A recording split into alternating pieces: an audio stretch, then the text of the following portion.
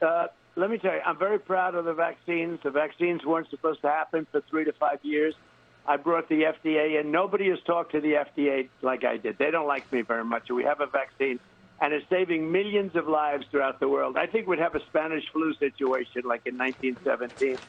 I really do. I believe that. And we're, maybe 100 million people, 50 million, 100 million people like that. So I'm very proud of the vaccine. I've taken the vaccine. I'm very, very proud of it. At the same time, some people don't want to take it. And, when I was president, you didn't have this problem with people not wanting to take it. They don't take it because they don't trust Biden, and they don't trust the Biden administration. When I was president, you didn't have people protesting the vaccine. If you just think back, everybody wanted to get it, and we were giving out over 1 million shots a day.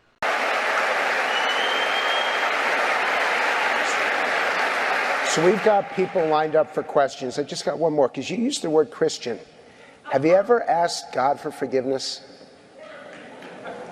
That's a tough question. I don't think in terms of, I'm a religious person. Shockingly, because people are so shocked when they find this out, I'm Protestant, I'm Presbyterian. And I go to church, and I love God, and I love my church. And Norman Vincent Peale, the great Norman Vincent Peale, was my pastor. The Power of Positive Thinking. Everybody's heard of Norman, and I love my church. And Norman Vincent Peale, the great Norman Vincent Peale, was my pastor. The Power of Positive Thinking. Everybody's heard of Norman Vincent Peale. He was so great. He would give a sermon you never wanted to leave. Sometimes we have sermons, and every once in a while we think about leaving a little early, right, even though we're Christian. Dr. Norman Vincent Peale, Frank, would give a sermon. I'm telling you, I still remember his sermons. It was unbelievable. And what he would do is he'd bring real-life situations, modern-day situations, into the sermon. And you could listen to him all day long. When you left the church, you were disappointed that it was over. He was the greatest guy. And then, he passed away, but he was a great... He wrote The Power of Positive Thinking, which is a great book. But have you ever asked God for forgiveness? I'm not sure I have. I just go and try and do a better job from there. I don't think so. I think if I do something wrong, I think I just try and make it right.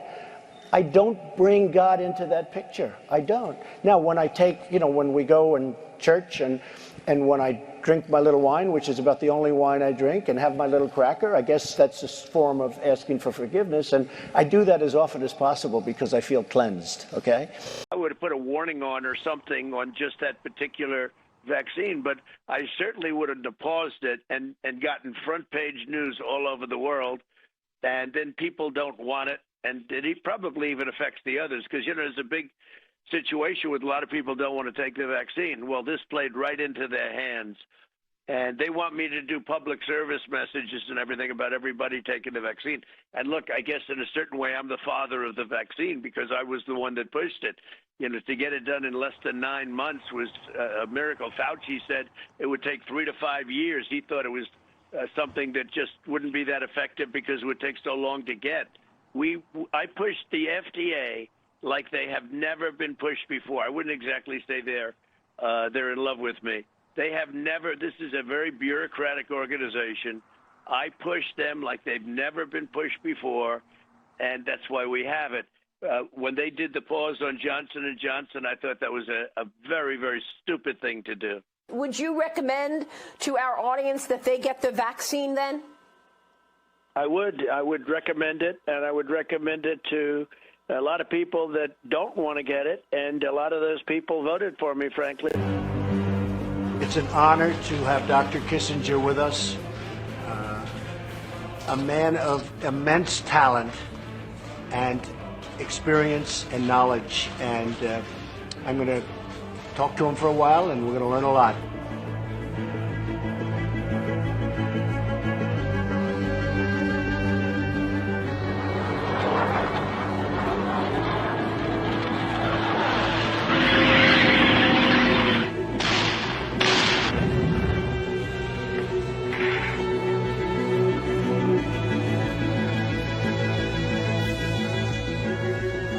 I'm here at a moment when the opportunity to build a constructive, peaceful world order is very great.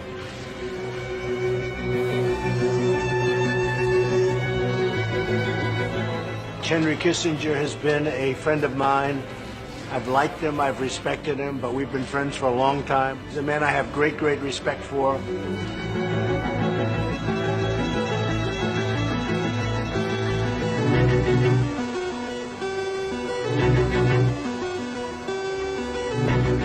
Everybody knows Dr. Kissinger, and we're right now talking about Russia and various other matters.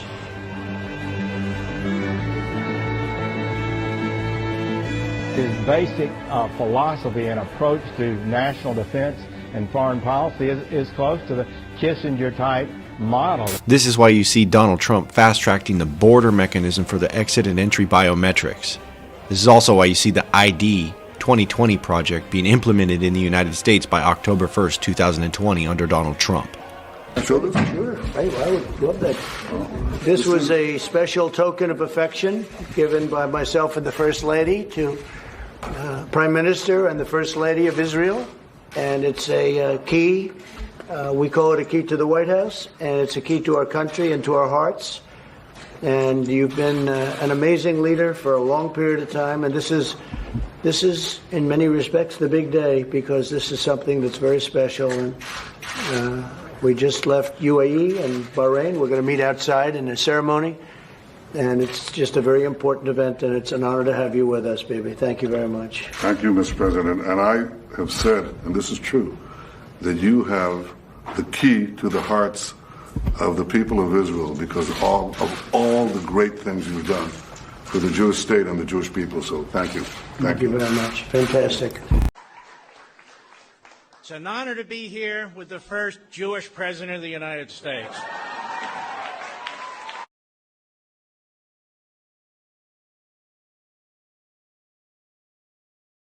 There is this inextricable tie between culture, religion, ethnicity that most people don't fully understand. That is unique and, how can I say it? So strong with Jews worldwide. There is a, I mean, you know, I used to say early on when I was a kid, I'd say, when I was a young senator, I'd say, if I were a Jew, I'd be a Zionist. I am a Zionist. You don't have to be a Jew to be a Zionist. I love Israel and honor and respect the Jewish faith and tradition. And it's important that we have a president who feels the same way. For me, respect and reverence for Judaism is personal. My daughter Ivanka and my son-in-law Jared are raising their children in the Jewish faith, always reminding me the important values and lessons we learn about leadership, resolve, and families in Jewish tradition.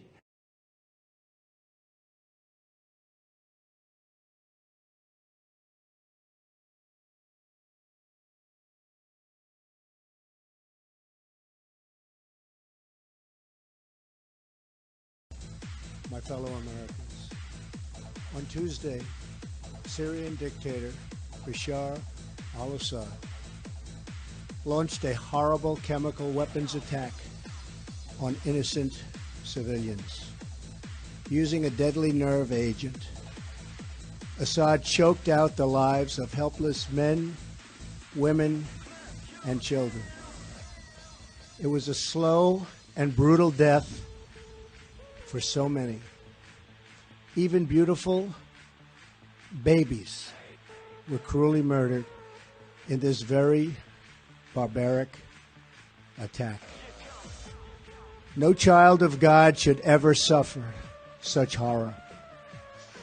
Tonight I ordered a targeted military strike on the airfield in Syria from where the chemical attack was launched.